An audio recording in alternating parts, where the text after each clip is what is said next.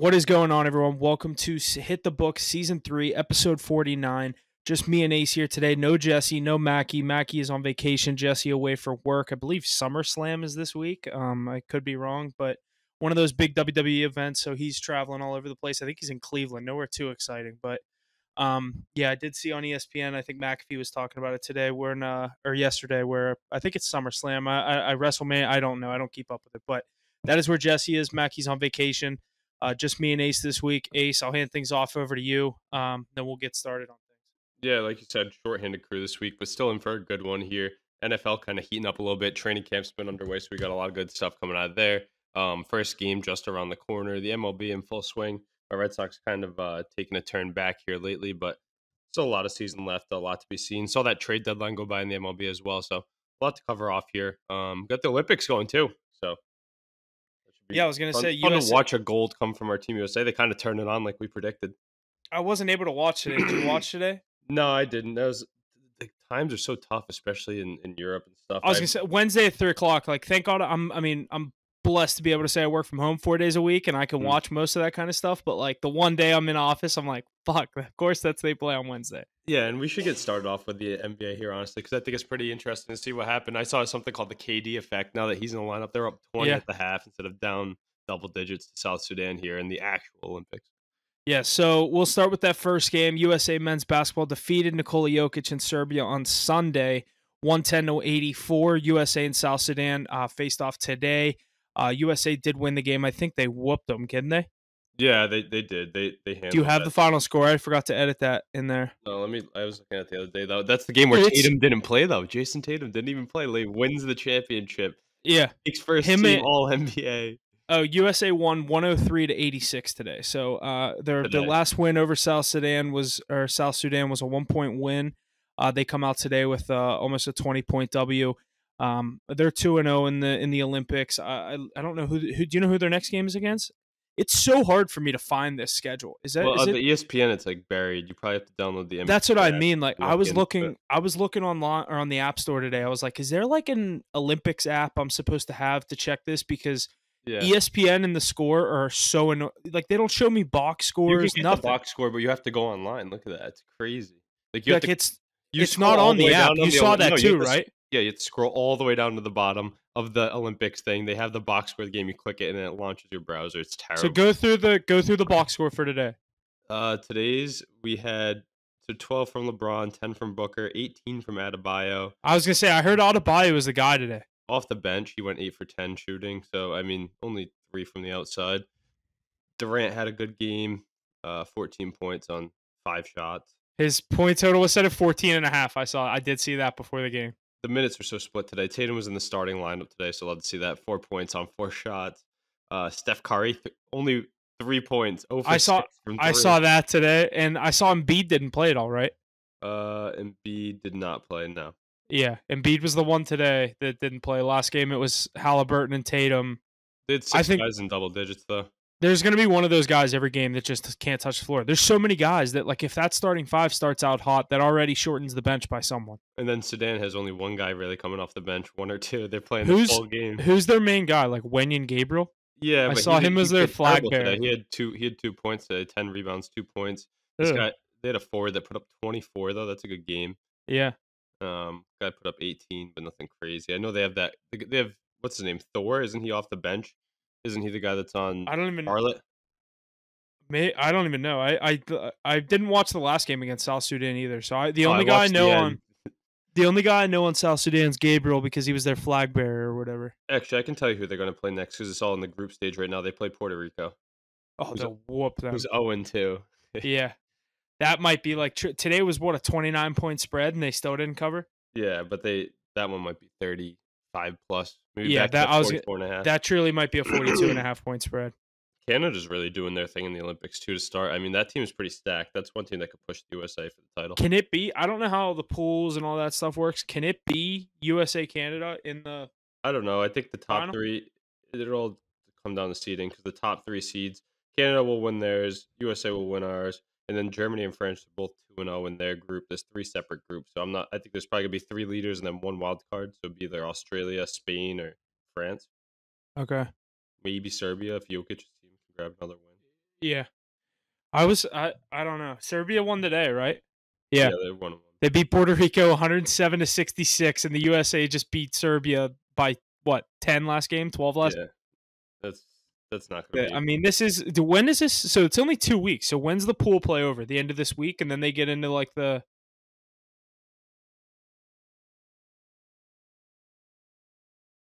So I was saying, do you know when the like The medal group play play? starts? Like I don't even Well, know what the terminology is. the group play ends on August 2nd. That's when the last games will be. On So that's Friday. August 6th will be 6th and 8th will be 1, 2, 3, 4. The quarterfinals, then the semifinals. Quarterfinals on the 6th, semifinals on the 8th, and the gold medal and bronze medal game on the 10th of So August. both on next Saturday. Yeah. Yeah, a week from Saturday. Okay. Yeah, I mean, definitely some good stuff to keep up with. Like we said, USA 2-0 with a game against Puerto Rico coming On up. Hopefully, Saturday. On yeah, on Saturday. Saturday. That shouldn't be too exciting of a game. But the other news that we have in the sports world, football is officially back. The 2024 Hall of Fame game will take place on Thursday, August 1st. When you're hearing this, this will be today. For us, it is tomorrow at 8 p.m. at Tom Benson Hall of Fame Stadium in Canton, Ohio. The game will feature the Houston Texans and the Chicago Bears. First, and I am happy to do this for the first time of this year. I'm going to load up the MGM app, hit that NFL tab, and we're going to talk some football lines. I know it's Two Tyson cool Bagent. teams, though. Two cool Yeah. teams, at least. Tyson Bagent starting for the Bears. I don't think you're going to see C.J. Stroud in this. I don't think they've announced anything, but I know the Bears are going with no starters. Bears plus 1.5, Texans minus 1.5. Over under at 31.5 with the Bears at plus 105 on the money line. Will you be betting on this game?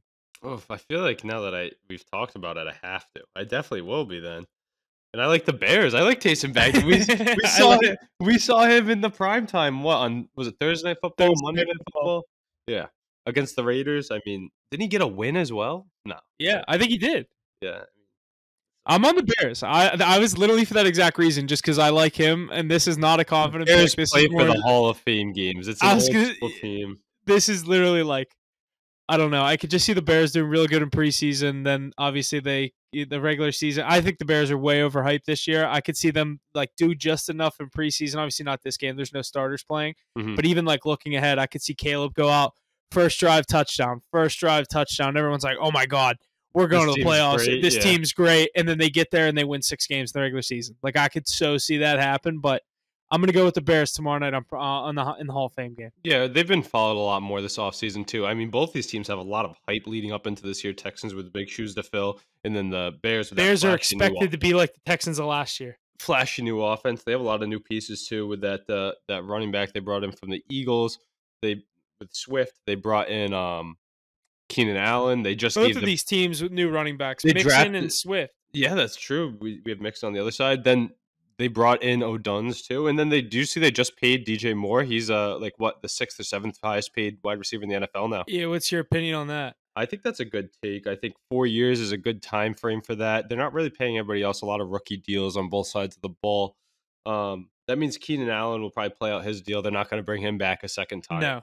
No. So, but I think I kind of forgot he was there. That's a great trio. So are we going to see, what do you say, Odunze or O'Dunn's? Are we going to see him in this I think game? it's Odunze. You think we see him in this Hall of Fame game since he's the number 3 on the roster? If he wasn't a 9th overall pick, I would say yes. I feel like I just don't think you're going to see him or Caleb. Yeah, that's true. I know you're not seeing Caleb. I just think they'll keep him in the same situation as Caleb. Like they're protecting him like their first round pick. I mean, they had 2 in the top 10, so I think Rome gets that same. What a 3-headed monster! Let's see if there's anything out there. Let's see if the starting line, like they had to post starting lineups for this game. It's less than a day away. On the other side of the ball, think about the depth on the Texans receiving core too. You have Nico Collins, Tank Dell, Stephon Diggs. We could see some good players out there for that. Yeah, it doesn't say anything. It just says that Tyson Bagent start. I already know that, and the Bears aren't going with starters, so things I already know. But imagine we see Tank Dell and Odunze as the ones. Literally, probably not. Tank Dell's coming back from an injury, so that's another one. I doubt. Yeah, no doubt, no shot he's playing. We got NFL football back for the next 20. I think I saw 26 What's the total weeks. on that game, Huff? What's the total? 31.5. We probably like the under there, right? Yeah, what's the I What's don't that know. first half? That's your favorite play? Yeah, true. Do they have that in this? But then that's when you're betting on actually Bajent and those guys to go under. But I feel like for 31.5, the first half will be higher than it should be. Probably 16 and It's a half. not. You can't even bet it on MGM. Yeah. Keep your Yeah, eyes out for that. That could be a sharp play yeah. for If you. it's at 17.5, I might have to take it to start the year off. Yeah, might as well. Maybe we'll get that out there. Stay tuned to the Twitter for that. But we got some football back. Hall of Fame game. Always iconic, but not many people watching it. Yeah, On absolutely. Thursday at 8 o'clock, though. I mean, you never know. There could be worse things on TV.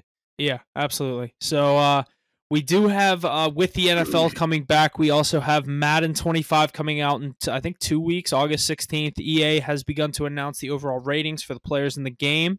I don't know if the quarterbacks are announced. I know I put this note in here. I did save a bunch of these lists. The Christian McCaffrey game. As Madden was posting them. Yeah, McCaffrey is the cover, so we will start there with the running backs. I'll just do 5-1. I'm not doing 10-1 for every list. Number 5, Joe Mixon, 91 overall. Number 4, Saquon, 92. Number 3, Derrick Henry, 94. Number 2, Nick Chubb, coming off an injury with a 96. That was kind of surprising to me. I thought they'd give him a little bit of a lower bump coming off the injury, but and then McCaffrey, 99 overall. He did get the 99 nod this year. What else is posted? Wide receivers, number 5, Amon-Ra St. Brown got a huge jump this year to 95. AJ Brown at 95 as well.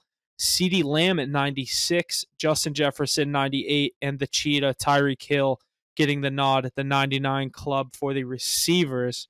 Let's see, and then I did see. Oh yeah, edge rushers here. So Nick Bosa 5 at 96 over. All the edge rushers are always so good. Nick Bosa 96 overall. Max Crosby 97. T.J. Watt 97. Micah Parsons 98. Myles Garrett 98. Yeah, I mean, those guys, and there's some depth behind them, too. Look at how high those numbers are. There's a lot of 90. But there is a drop edge off from rushers. 5 to 6. From 5 to 6, it goes to Josh Hines Allen now, and 91 overall. Which is still pretty high, though. Alex Highsmith in that top 10 there at 9. I like to see that. You got 2 of them. I didn't notice that. I like that at an 89. I was like, I might be using those Steelers a little bit here. And then the only other 2 that I saw was defensive linemen. The top 3 are Quinnen Williams, 94, Dexter Lawrence, 95, and Chris Jones, 97. And safeties go Minka at 3 with a 93 overall, Antoine Winfield, 94, and Jesse Bates of the Atlanta Falcons at a 97 overall. Yeah, I mean, you can't really debate that list. And Jesse Bates, he's just, if you play Madden, you know that the abilities he has. He's just one of the top ones to use. I just did a franchise with the Falcons, and guy's insane. I can't believe the Bengals let him go. You haven't gotten NCAA yet, so I assume you'll get Madden when it comes out, right? Yeah, 100%. Yeah. That'll be fun. I mean, it won't be too different. That's the thing everybody says about Madden, but I'm not looking for a different game. I'm just looking to play football. Yeah. So, I mean, that college football has been treating you well, though. That's a good game. Yeah, no, I'm definitely still going to get Madden. I'm excited to see how they're different. And you can carry your My Player from the NCAA. I've heard that. Madden, yeah, right? that I literally said that'll be one reason I buy Madden if I can do that. Yeah, definitely. All right, let's see here. We have our top cornerbacks this week. Do you want to get started with this for our top 5s? Mackie did not send a list for this. I usually like to clarify that when someone's not here. So just me and Ace spitting list this week. Top 5 corners going into next year. Yeah. I mean, let's go through it a different way. Normally we talk through our own list. We can kind of go through this one together. The top 5, number 1, it's got to be Sauce Gardner, right? Like, is there any debate at this point? I would say last year we wanted to put him there last year, but we said let's see it again, and he did it again. I think we all put Surtain there last year, and Surtain's my 2. Yeah, me too. And then at number 3, you got Jalen Ramsey. Yep. And those 3 are bona fide. I mean, number 4 is where there's the drop off, and that's the big question mark. Let's talk about these first 3 first. Gardner doing it on the Jets for every year he's been in the league. Surtain been doing it for the Broncos, the only mainstay on that defense. I was going to say the only guy left on that team. Yeah, and rightfully so. I don't think they ever let him go, at least for a while. He's just a clamp. And then Jalen Ramsey, it's crazy how he's still up there. I mean, you could argue he's number 1 based off of his veteran savvy and whatnot, but those young guys have him by a step for now, I think. Who do you go to after the top 3? I'm going to give a nod to the guy who won the Super Bowl. I like McDuffie. I know you I could like say McDuffie at Snead. 4. Yeah. Really? You like Yeah. McDuffie at I 4? had that. I had the he was a big part on a Super Bowl winning team. He's young. I think he's He already in was that top 5. noticeable. He was Yeah. noticeable every game. I mean, the Chiefs are in the prime time every game, right? So we He know. was kind of he helped that defense kind of like Winfield did when the Bucks won Yeah, as a and rookie. he stepped right in. Now they've allowed themselves to get rid of L'Jarius Sneed. We know how tight the Kansas City Chiefs cap is. He went to what, Tennessee? Yeah. Yeah, I mean, you would have thought 2 years ago, there's no way you're letting that guy go. How are we going to be able to pay him? They probably thought they were screwed without him. And then this guy jumps onto the scene as a rookie, so he's going to be doing his thing for a while. But let's see him do it another year. Maybe he can jump past Jalen Ramsey if he does it for another year. I think Jalen's eventually going to slip. You got to think at that position, age is going to fall. Yeah. Yeah. Then at number 5, I'm going to go with Jair Alexander. I think we're going to see a lot more of him as the Packers get better too. He's been coming off of injury the last few years too. I think he's still got it in the tank, and he's a strap. Guys like Tariq Woolen come to mind. I like that. I know. I love Jair Alexander at that 5. I was gonna have him at 5 or 6. I thought you were gonna say 5 as a reach. I was gonna give Snead the nod just because also again Super Bowl last year, big part of a big defense. Let's see him on the Titans though. I was just gonna say I can't throw him in there just coming out on the Titans. I was maybe gonna go to like a Jalen Johnson on the Bears. He's been good, even though that defense hasn't been good for the past couple of years. A Denzel Ward on the Browns. There's a lot of guys that could be in that 5 spot. You know who's gonna be I in do that have 5 Jair spot? in there. You know who's going to be in that top 5 next year? When I think Jair and possibly even Jalen fall out next year when we talk about this, because I just think that position can't be older doing it. My boy Christian Gonzalez, if he did not get hurt last year, he would have been pushing for Defensive Rookie of the Year. I don't know if you've seen the tape on him and whatnot, but like that's all we watch on Patriots land here. Guys, that's like our biggest one to make the jump this year. I think I was gonna say there's a lot of guys that I think will make a big jump. Like, I'm trying to think here. I always I'm looking at this list. I made I just looked up a list of cornerbacks. Charvarius Ward also had a great season, which is crazy because he wasn't that good previously. But with the Niners, I mean, it's not hard to be good on that Niners defense. I was just gonna say that's why he's not there for me. He's not enough of a on an island truly by himself. You know what I mean? Yeah. Surtain and Gardner were truly on. I mean, not maybe Gardner. That defense is better, but that Broncos defense is ass, and Patrick Surtain is still top 3. You know what I mean? Yeah. But I think that's a solid list. I think the official list is Gardner, Surtain, Jalen Ramsey, Trent McDuffie, Jair Alexander. I like that. Yeah, I agree. But yeah, that should be a good list. Guys like Marshawn Lattimore not really up there anymore. You just brought in a good piece with Jackson and that Johnson deal. Dante Jackson, I like. There's a couple other good corners in that NFC South as well. I know that there's AJ Terrell over on the Falcons. He kind of fell off. He kind of became kind of underwhelming. And they brought in help for him too, which is crazy. Like, yeah, you would think he would step up with Jesse Bates in that secondary too. Maybe that's why the Stars fell a little bit. But it was a second year sophomore slump, right? You know. Maybe do you go to a Devin Witherspoon up there in Seattle who had a hell of a year last year? Him and Woolen both jumped onto the scene. Who's that guy out on Carolina though? They still got a good corner out there. What's his name? J.C. Horn. Yeah, J.C. Horn. I'm a big fan of his game from South Carolina. Yeah, and I think he could make that big step onto the list. Yeah, other than that, not too many names come to mind for me that really jump off the scene. But that young guy who was at Turner Yell from the Bengals, I think he can make some noise. The Ravens, Marlon Humphrey really fallen off the scene. He used to be up there in that list. He was on the projection to be in that top 5, and he just never got over that hump. Yeah, he never did. He was always on the outside looking in, and now he's He's like a Jamal Adams. Like he's like a linebacker that's like playing in coverage. You know what I mean? That Ravens, just their scheme, they're always successful. Yeah. So. Yeah. They have a lot of pieces behind them, but those are the top ones I can. That's another way I think of that one though. Like if Marlon Humphrey goes to the Titans, like L'Jarius Snead just did, like that's an irrelevant. It's like when Richard Sherman left the Seahawks. Yep, I was just gonna say, yeah. That I'm thinking now that those 2 cornerbacks, the Seahawks are building a nice little. That's their thing. They just like having a good secondary. The Legion of Boom. Well, the thing is, they're not even elite picks either. They're just good at drafting and developing. They developed linebackers to take over for Wagner pretty quickly too. That's just a good system. I think that's why they keep Pete Carroll around. He's not coach anymore, but he's in that front office. He's in the front office, yeah, because of what he can bring to the team. Yeah. All right, and then what was it? Last week we did the AFC North. This week we'll take a look at the AFC East, some predictions, division odds, and who we like to take home the AFC East this year. I'm going to give a second to pull this list up. For the odds, my NFL or my MGM app wants me to look at the NFL preseason odds. I want futures. Let's see here. And divisions, AFC East. Where you at? Where you at? Let's see. All right, Everybody found it. but my Patriots are favored. Found it. Yeah, I was just gonna say. Yeah, it's about Vegas thinks it's a 3-man race. Patriots in the last place, running 25 or 20 plus 2,500. I can't talk. Dolphins plus 210, Jets plus 180, and Bills plus 165. How do you feel? Really quick, honestly, while we're in the AFC East, the fuck's going on with the Patriots? Matthew Judon sees you guys have $40 million stashed away in the Yeah, bank, he and wants to take it all. he's like, no.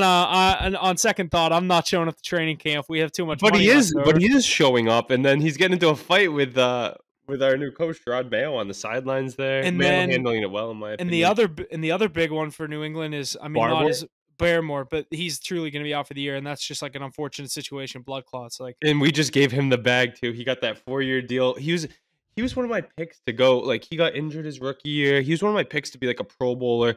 He's so good. And he's an Alabama product, and he pass rushes well for a D tackle. He can move, but that you just hate to see an unfortunate scene. We see it happen to a lot of great players. Medical conditions, I believe, was a blood clot issue. Yeah. So he's on the shelf. And then the Patriots made a corresponding move today.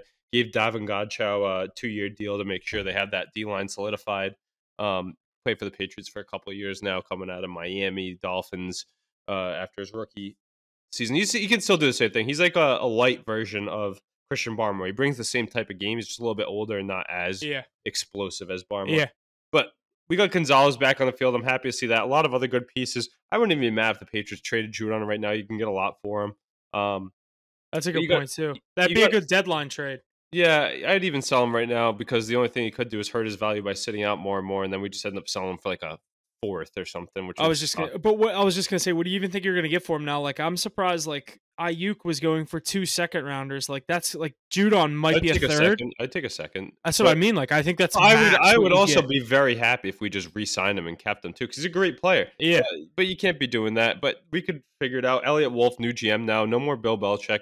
I think him and Mayo got a tighten ship there. Been listening to some of the talk radio around here. They're saying you got to figure it out. Can't just let him on the field if he's not to a contract. I saw Ayuk on the field talking with John Lynch and Kyle Shanahan today at San Francisco too. They got to rein in these free agents a lot more and guys that are holding out on their contracts and just not allow them access to the facility or get the deal done and be straight up with them. The playing the games is a tough thing to see, but hopefully the Patriots can get past that and keep it going. But let's get back to our AFC East insight here real quick.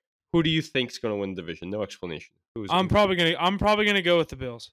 Really, I'll go with the Dolphins this year. I think, which is surprising, if we had Mackey on here, I think he'd be taking the Jets maybe because a lot of people are high on them with that roster, high expectations for Rodgers after missing that season last year, and then everything they put together. People are so high on Breece Hall too, and then I just don't. My one thing with the Bill, I would go Bills, Dolphins, Jets, and then Patriots, obviously just for all obvious reasons. But I think the Bills, they have the best quarterback. They have nobody left, though. They have. I was just gonna say that's what scares me is everybody left. I'm truly just trusting Josh Allen to run this division right now. Improve people wrong, kinda. Yeah, like I think Keon Coleman's gonna be a stud, but that's about all they have. No, I think Dalton Kincaid is gonna have a huge year. Kincaid, Knox. Josh Allen went out and told the Buffalo Bills brass to go out and draft him, and he's gonna get his targets. And then they brought in Keon Coleman, like you said. I think they brought in Valdez-Scantling from the Chiefs as well. They brought in a couple of random receivers. Yeah, like some depth veteran receivers that can actually do a good job and be successful there. I mean, he made Gabriel Davis lead the league in touchdowns. I truly don't think they'll miss. This might be a crazy statement. I don't think they'll miss Stephon Diggs. I think they will on the big plays, but they still didn't really hit on them. Josh Allen always came up with the big plays. I think the tight ends might be a safer bet. Yeah. How many times did he miss Stephon Diggs to lose playoff games? Like, that offense is still good. James Cook, Dalton Kincaid, Dawson Did they bring in Singletary too? Yeah, he's still there. Yeah, I believe so. And I think that team, they can be successful, but even the defense is lacking now. They lost a lot more guys. They lost Poyer. Poyer went down to those Dolphins. Yeah. You know what really hurt the Dolphins, though, was they went out and brought in Shaquille Barrett as their big pass rusher, and he retired. Yeah. he just randomly retired. Yeah, it was like I saw that last week or 2 weeks ago, but I don't know. Was he really that big of a name to bring I in at think this he point? was. He's a great piece to add to it. Think about where they were. He would make a difference in a playoff game. Remember that playoff game that they lost the last few years? He has the Super Bowl pedigree with the Bucks. But they The brought him. They brought in Poyer too. I love that move. I just Dolphins also lost Wilkins. That was like their face of the defense. Christian But they're Wilkins. getting Jalen They, Phillips back. They didn't have him last year. they He have tore his Bradley Chubb ACL. still. They have a few Yeah. other young guys. But on the offensive side of the ball, I liked what they did by bringing in Odell Beckham Jr. I don't think there were many valuable landing spots for him, but that's one of them because as a wide receiver 3, he can be very successful behind Waddle and Hill, especially in Mike McDaniel's offense where he plays to their strengths. Tua Tagovailoa got that big paycheck. Then everybody loves Devin Achane. You have Mostert there as well, led the league in touchdowns. But Achane, people are looking at him to pop off this year. I was gonna say he's projected in fantasy to be like A unreal. top 5 pick. I Yeah. mean, he's boom or bust big time. We saw it last year. If he can stay on the field, then he's a top end pick. But can he stay on the field? I don't know. My Patriots, I don't think they're going to make too much noise. We're going to start the year with Brissett. Think about this. If the Patriots had Jacoby Brissett the last few years instead of Mac Jones with that defense and the way the games went, they might have It had would have been it would have been a different. they could have been a 500 team, Yeah. which is I also crazy. think I also saw something today that said Joe Milton is outperforming Drake May at camp. I'm not like Nah, saying that. Yeah, they love a good training camp both look really headline good like though. that. Even the Patriots, like brass, everybody loves Joe Milton too. Imagine if he went somewhere else, he could press for a real job. It just seems like he's kind of hosed over being in that spot. But I like having him in my QB room. We went from Mac Jones and Bailey Zappi to Milton May and Jacoby Brissett. I like this room a lot better. You know what that's like is like when the Redskins drafted RG3 and then a couple rounds later it took Kirk Cousins. Yeah. And dude, Milton was a good pick. That's a late pick, and he looks great in camp too. He has the cannon, the footwork a little bit better from Drake May, and he's a little bit more polished. I think he has more upside too. But Milton could be a interesting option if he ever He could did just be see the like field. a gunslinger that like a Jameis Winston type. Yeah, He could get good for like literally, 30 that's a good touchdowns, but comparison. also 30 interceptions. Yeah, big arm though, and he can run. He's mobile. I like having him in the locker room, but Brissett will be common to the offense. The rookie receivers, that's what I'm excited to see for New England. Jalen Polk really jumping onto the scene. Who's the guy that said he makes people in wheelchairs? Javonte Baker. Yeah. Yeah, but those come out of UCF. But Polk, I think, is going to be a legit number 1 option. And then Demario Douglas, he was actually pretty solid last year too. Still Yeah. born too. Brought back Henry and Ramondre. Brought in Antonio Gibson. But it's really that Patriots defense that's going to make noise. I think they'll be a little bit more competitive than last year. I don't think they're going to be finishing top 3 in the picking, even though they're projected to finish last in the league because of their tough division. But I don't know. I got the Dolphins here. I think Mike McDaniel's the best coach in that division. A lot of people like McDermott. People hated on Saleh. That's one thing that scares me too about these Jets. I don't know about you. Is that coaching staff? Like, is Saleh actually a good coach? They were talking about getting rid of him last year. I don't know. They were saying he lost the team and all that stuff, but I don't know. I'm not big on the Jets coming into this year. I just think it's I don't know. I don't think that team is that great. Like they have But it's names stacked all over on the paper. roster. They have the O line. They have Aaron Rodgers. Can he be healthy? I don't think so, but we'll see. They have Brees Hall. They have Garrett Wilson. Not too many great other receiving options. I believe they have Conklin as a tight end. But that defense is stacked, and that's been the one consistent thing is that defense will keep them in games. So you gotta think Rodgers can do something though, right? Yeah, Like, yeah. do you think they're a playoff team? I think they'll be right around that. Right at the last wild card or right there. Like I think the Bills are going to lose their stranglehold on the division this year. I could see them plummet as far as 4th, but the thing is, Josh Allen's too good. Like, could he keep them around? He's literally the only thing left. I think Josh this is Allen's good for at least 3 divisional wins every year. I think if Josh Allen and the Bills tank and come in 3rd or 4th this year, not tank, but if they just have a bad season, that might be the best thing to happen to Josh Allen. Because I think they might clean house, get rid of McDermott, who can't win the big games, finally get rid of him, and then maybe truly rebuild that team to Josh Allen's strength. Yeah. Because I don't like the weapons he has at all. Kincaid, I like. We'll see how Keon Coleman cook, and I like that Cook, Coleman, and Kincaid. Yeah. Literally, the K's and the C's, but we'll have to see how they pan out. There's a lot of ifs there for Yeah. Buffalo. I think that Miami's the most electric team. They can put up points with the best of them, but the Jets team is going to be pesky all year long, especially with that top end defense they have. Yeah. Patriots too. They're going to get a little bit better here, some development, but not projected to compete this season. Absolutely. Let's move over into the MLB. Like we said, we have the NFL coming for the next 26 weeks. I think we have football, so that is definitely something to keep your eye out for. Hall of Fame game tomorrow night or tonight when you're listening to this. Make sure you're checking out our social media. We'll get some plays out. But we will transfer back over into the MLB, where the season is in full swing, just coming out of the All-Star break from early last week. We have our power rankings heading into this week with the New York Yankees, the surging Yankees at number 5, the Baltimore Orioles at number 4, the Cleveland Guardians at number 3, the Philadelphia Phillies, who freshly just got swept by the Yankees before we made this list was before this series, so I feel like I should say that. Phillies at 2 and Dodgers at 1. How do you feel about this list? I think we're going to see some pretty good change come next week. Yeah, and we kind of knew this change was going to come too, and we said it was going to come right around the trade deadline, which we're going to recap here shortly. But we knew a lot of this was coming. The Dodgers, I know they're really good, but the Yankees are shooting back up with what they've got cooking now. That team's looking much, much better than that thin, depleted lineup it was before.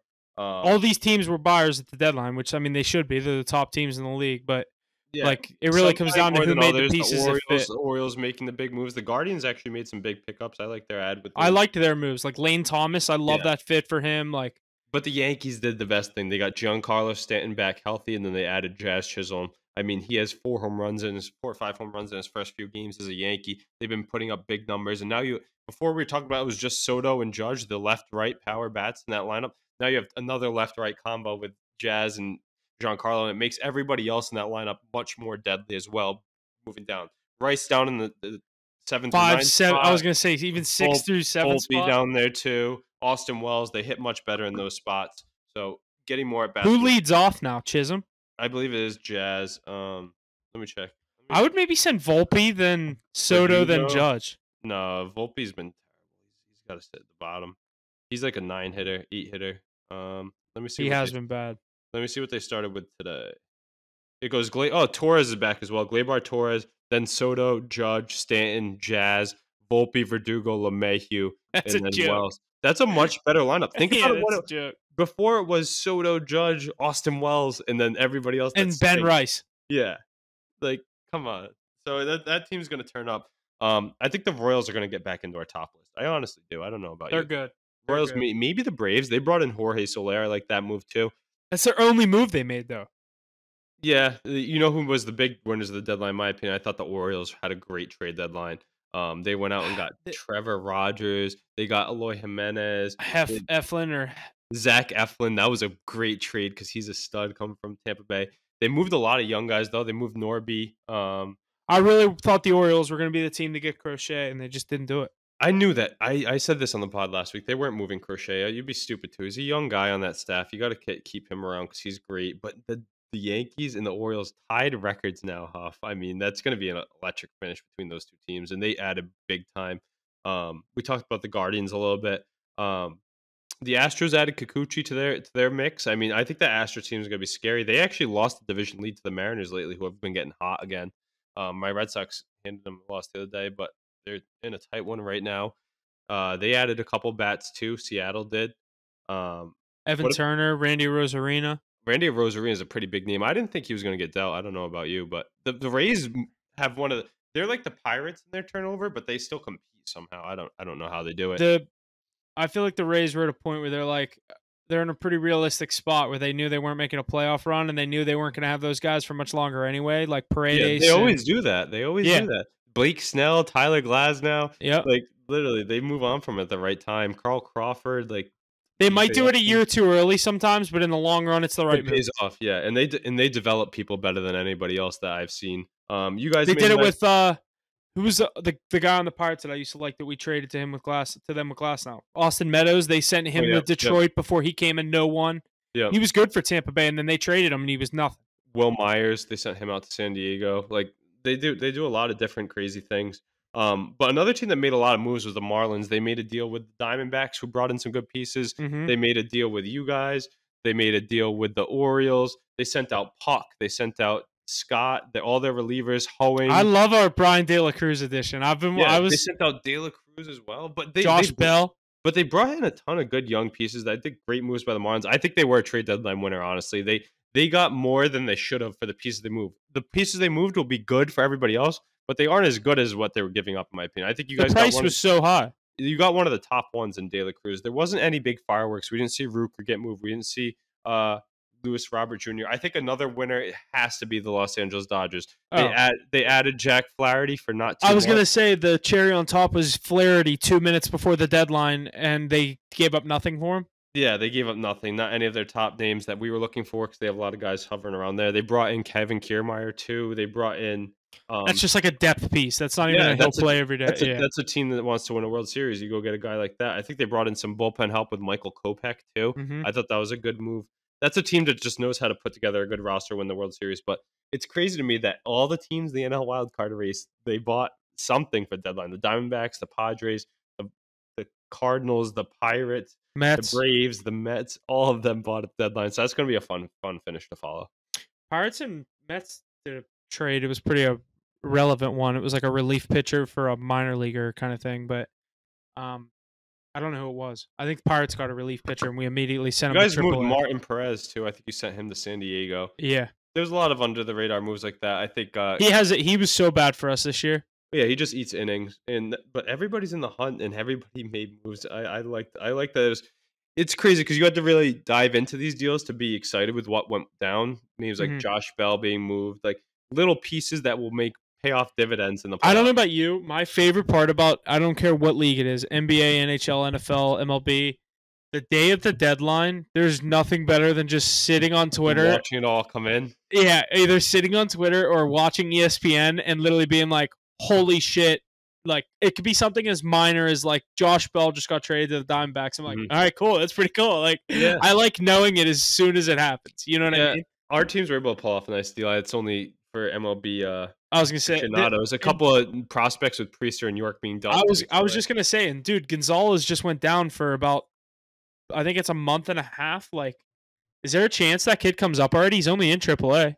Yeah, he was hitting well at AAA too, and he was a big prospect for us. The thing is, you guys were crowded with starting pitchers in the minors with Priester. We were crowded with middle infielders, so that's a good spot for both teams. And I think York is going to come up. I saw he was projected to come up at the end of August, which would have been early for the. Dude, I think he could be coming up for us in like seriously the next 3 weeks with this Gonzalez injury. That'd be exciting. You got to see what you got. I don't think it'll be for too long at least, but you might as well. If he stays hot like he is in AAA right now, he might stick around for a while. Yeah, they'll find a spot for him. The utility guy, whatever. I'm excited to see De La Cruz though, like you said. I think that's going to be a nice piece to your lineup. Our new outfield's going to be what? Who do you think it'll be? Reynolds, De La Cruz, and like. Well, they're going to platoon on the other side. Sawinski's going to platoon because he can't hit. What is it? He can't hit lefties or he can't hit righties. He can't hit one of them. He can't hit. Yeah. Yeah. So that's what a lot of teams are going to do. It's kind of going to be like Atlanta, how they're having Soler start in the outfield, which is crazy because he should be a DH, but you have Ozuna. And then on the other side, they're going to have like Michael Harris in center, and then Kelenic is going to platoon with, I think it's Rosario or whoever else they got out in the outfield. Because like I don't know, Palacios hasn't been that good, but I do like him. But obviously, if you're deciding between Palacios and De La Cruz, it's a no-brainer. Yeah, for sure. It's a nice bat to add to the middle line, a little bit more solidifying. But a lot of great moves in the deadline, very under the radar. And you know what's going to be crazy? As we start talking about the MLB playoffs, I bet you a lot of the trade deadline acquisitions is what we're going to be talking about.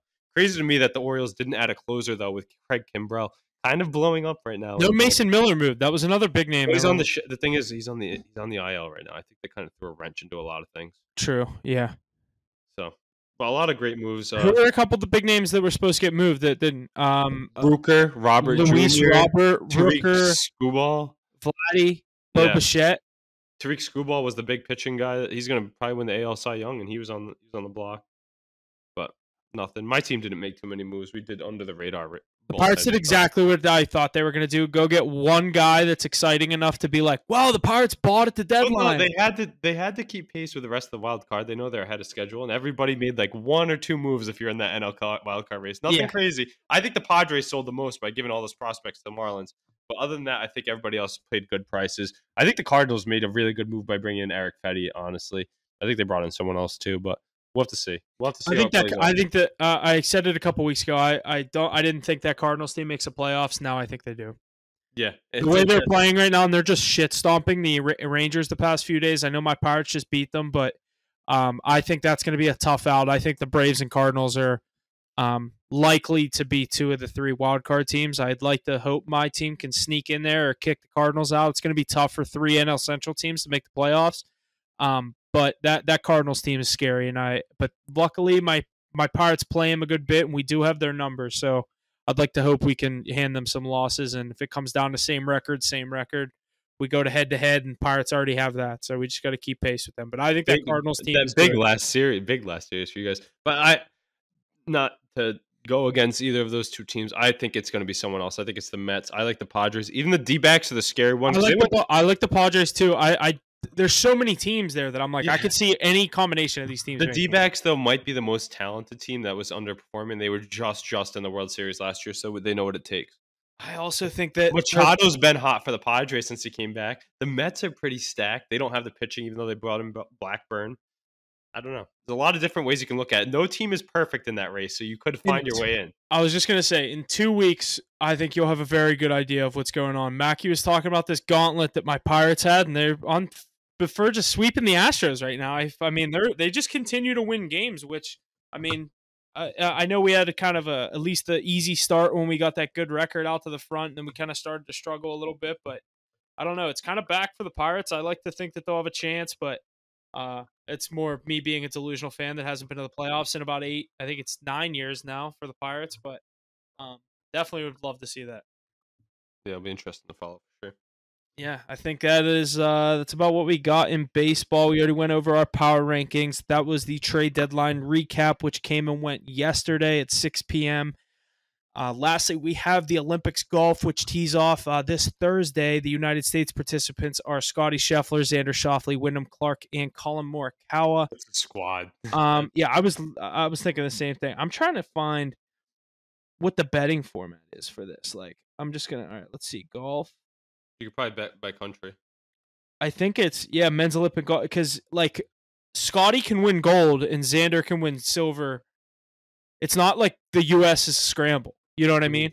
It's like Scotty can win gold, Xander can win silver, and Rory can win bronze. You know what I mean? Individual score, but your country representation. Yeah, like your medal goes towards your country, but like if me and you are representing the U.S., we can both. You can win, and I can shoot 12 over, and you medal, but I don't. Yeah, it's individual medals. Then. Yeah, it's individual competition. Yeah. Yeah, it's kind of like the gymnastics. It's like swimming when Phelps can swim next to another American, but Phelps is getting a gold and that guy's going to get a silver. You know what I mean? Yeah. Do you think we have a good chance at a gold here? The favorite, I just found the odds. So the favorite's obviously Scotty at plus 350. I feel like this event is I know Xander's done it before. It's obviously in a completely different location. It was in Tokyo in 2020 or 2021 whenever they did those COVID Olympics. I'm going to be betting Scotty to win this. Yeah. I know it's only plus 350. Scotty year. I was just going to say, and he only got the one major. I think that this is going to be the second one. For this. He was saving it for the Olympics. I think you're going to hear all of those things. Give me Scotty Scheffler plus 350 to take home the Olympic gold medal this weekend. I like those odds, too. They're not as low as I thought they'd be. Like a long shot, I'd probably go with another American and take like Morikawa plus 900. Like, you maybe could take. Oh no, you couldn't take all four. You could take. Where's Wyndham Clark at? He's not even in this top. Let's see. Damn. Where's he at, bro? Plus 7,000 for Wyndham Clark. Damn. All right. I like Scotty, but my value play would probably be Morikawa at 9-1. Rory McIlroy can't win the big one. He's not going to win a gold medal. Xander, who I think has done it before. I don't know if he medaled in the last one. I know he was at the 2021 Olympics. But I'm going to go with Scheffler, Morikawa, but I hate to go against my boy Xander, who's been so hot this year. I'm going with Scotty. I'm gonna go with Scotty to win it all this year. This will be fun to watch, though. Yeah, it concludes Sunday, right? Yeah, it's just like a PGA event. Yep, it's just like any other major. Cool. But the only thing is, it's gonna be like the British Open timing. Like they're gonna be teeing off at 5 a.m. here. But they've been but they're already used to it. They've been there since the opening ceremony. Yeah, no. I'm saying for us, from a watching standpoint, you wake up tomorrow morning and it's gonna be like some of the guys are gonna be 3 holes in. 4 holes. It's kind of nice though, honestly. Yeah, I love it when I work from home because I'm like when there's pro golf on when I'm working from home. I'm usually in the office on Thursdays, but like today or this week I'm off tomorrow, so I'm literally second I log on to work tomorrow morning, NBC watching. I don't know what time any of those guys tee off. I probably should look at that tonight, but I know it starts tomorrow morning, and that's. I mean, I'm as excited I am for the basketball. I'm definitely as excited for this golf because I don't remember watching this in the last one. And I'm way more of a golf fan now than I ever was in my lifetime. We should win because we have the favorite. Yeah, I was just gonna say. So we have the favorite, Scotty Scheffler. He's probably my favorite athlete in this Olympics, other than some of those basketball guys like LeBron and them. But Love Scotty. I'd love to see him win this. Let's bring this home. I'm going to take him at plus 350 to win this gold. You probably can shop that and get maybe 400, 450 somewhere. I'd definitely shop that around. I don't even know if 350 is the best price, but I think that is all we had this week. We had a big week in the MLB with the trade deadline. NFL is back tomorrow. Make sure you're staying tuned to the social media. We'll get some plays out there. We are 1-1 on the day so far with a play coming tonight.